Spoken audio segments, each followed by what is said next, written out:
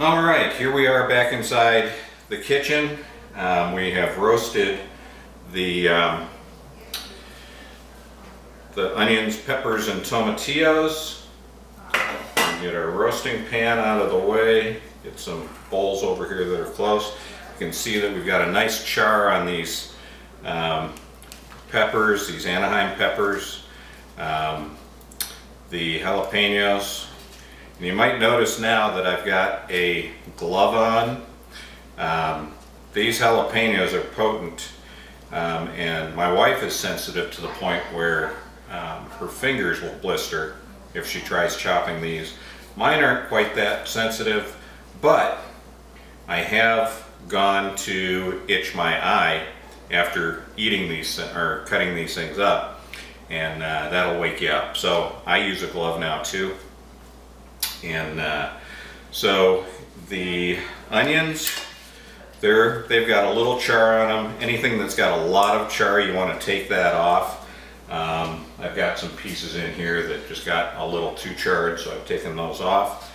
And once again, fingers curled, and you might, I guess I didn't explain why the fingers are curled. You've got that sharp blade right up next to you. And if you're laid out like this, you're liable to come down on a fingernail or a finger. If you're curled, you're not going to do that. And here's another little trick that a lot of people don't know. You know, your cutting board is all over the place like this. If you just take your cutting board, just dampen a kitchen towel just a little bit. Doesn't take a whole lot of dampness. Put that on top, and it does not move. Just makes for a really nice surface to do your chopping on. You don't have to worry about this thing moving all over the place. And I like a nice coarse chop on my onions. And these are nice and roasted. What the roasting does really is it just sweetens them up a little bit, sweetens the peppers up. And on the peppers, it also loosens the skins. And that makes it, okay, I'm just going to take this, cut it almost in half. I'm going to put a few less onions in my wife. It loosens the skins so that the skins can sort of come off. So what you're going to want to do is just scrape your knife across the peppers like this and get a little of that char off of there. I like to leave a little bit on, but you'll see that the meat underneath it just is nice and soft and supple. So I get most of that off. And it really comes off easily once you get it good and charred. Okay, we're going to keep that there, that little bit off of there. Keep the cutting board nice and clean here. One more little bit off. Skin is a little bit thick and tough on peppers. So these are the Anaheims. And here is the little sweet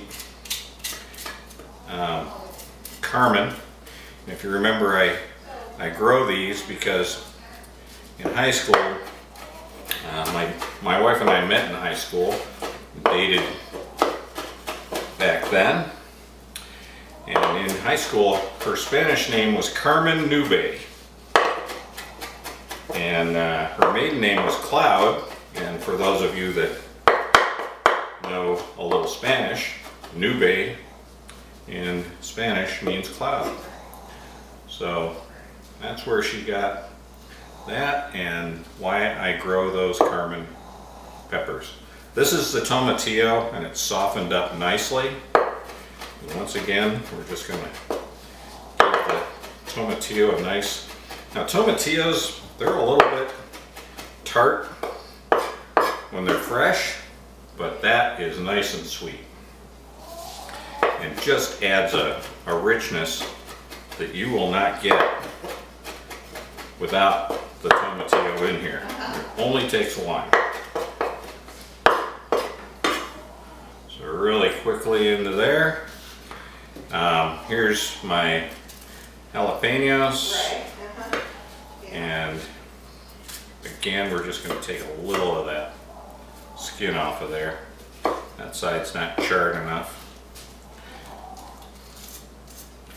That's okay. Okay, a little of that off. Good. Clean up the board once again. And we're going to get our flat surface with these things.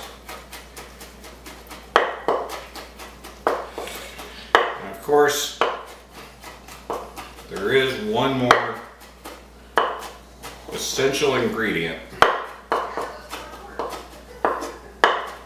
to a good salsa or a good pico de gallo.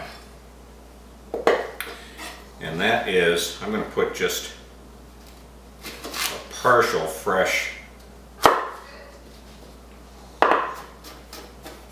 jalapeno in here.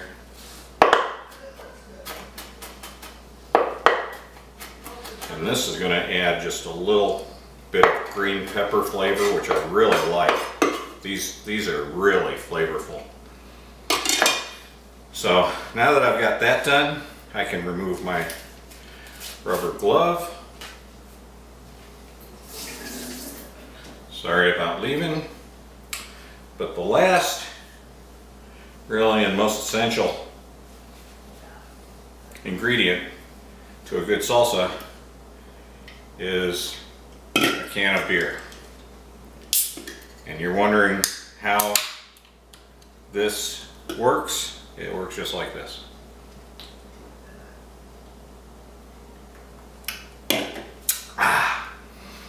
All right, last but not least, cilantro. Really all we're going to want is the leaves. And this just gets a really rough cut here.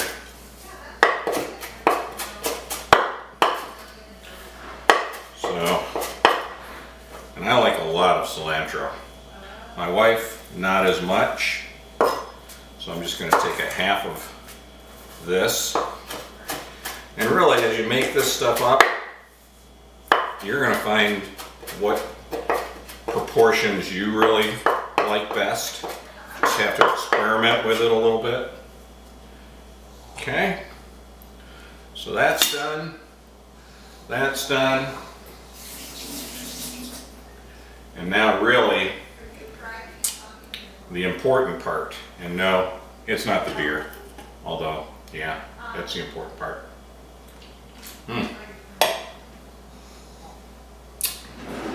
Now we're going to season it.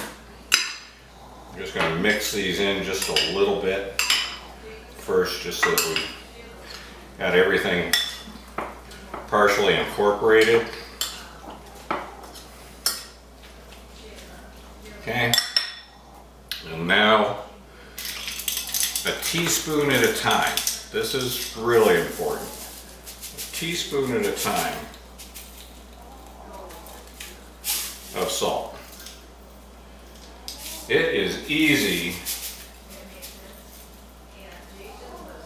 to add more salt, more difficult to take the salt out. As we all know, we've done over salted before, haven't we?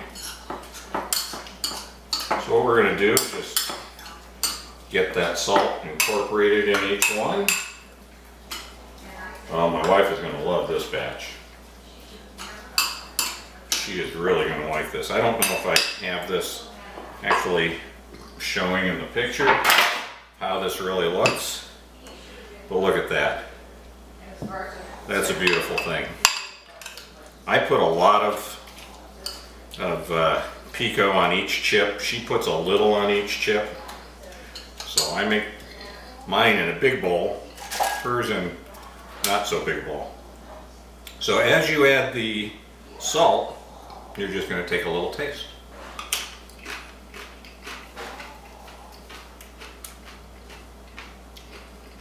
Needs more salt.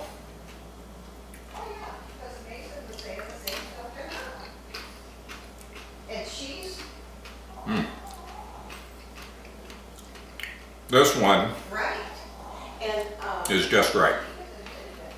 There's a little bit less volume to this, so that 1 teaspoon made it just salty enough. Mine is getting there, but that one's ready to go. That's ready for Cheryl. Now I'm going to just add a 1/2 teaspoon this time.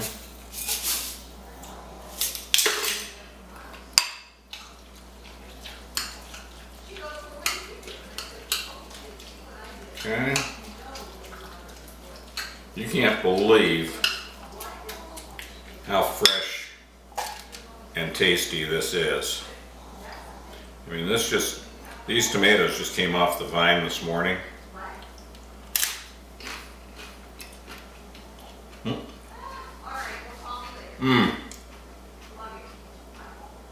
Now this one is just right.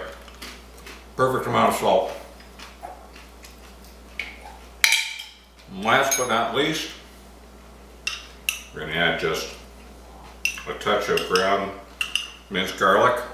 Actually, I'm going to do less in Cheryl's because she's less of a fan of garlic, but she does notice it when I don't add it.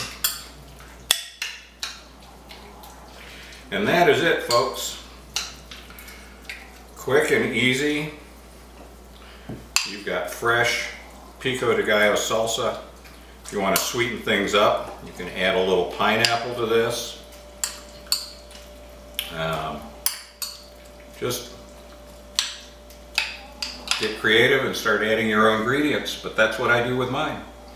I thank you for watching, and please feel free to text me, email me, or private message me if you've got any questions. Thank you, and I'll see you again.